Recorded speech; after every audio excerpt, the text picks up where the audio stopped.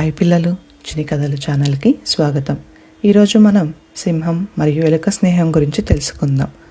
ఒక ఘనమైన అరణ్యంలో ఓ శక్తివంతమైన సింహం ఉండేది. ఒకరోజు సింహం చెట్టు నీడలో నిద్రపోతూ ఉండగా ఓ చిన్న ఎలుక దాని పాదంపై పరిగెత్తింది. సింహం గర్జిస్తూ లేచింది. ఎలుక భయంతో వణికింది. నేను ఎంత బలహీనంగా ఉన్నాను, సింహం ఎంత శక్తివంతంగా ఉంది, ఇది ఒక గుద్దుతో నన్ను నాశనం చేస్తుంది అని అనుకుంది.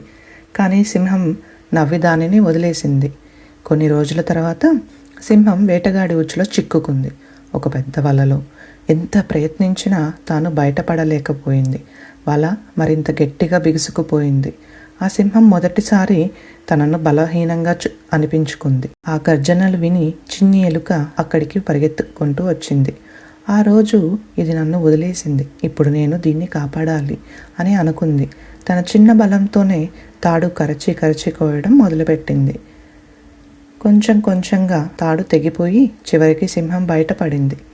శక్తివంతమైన సింహం ఆ చిన్న ఎలుక ముందు తల వంచింది. చిన్న ప్రాణి కూడా గొప్ప పనులు చేయగలదు అని సింహం కృతజ్ఞతతో చెప్పింది.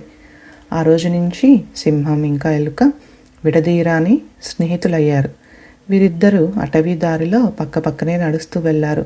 శక్తి మరియు దయ అనేక రూపాల్లో ఉంటాయని తెలుసుకుంటూ. చిన్నవాడు అనుకున్నవాడు కూడా గొప్ప మార్పు తీసుకురాగలడు. పరస్పర సహాయం చేయడంలోనే నిజమైన శక్తి ఉంది.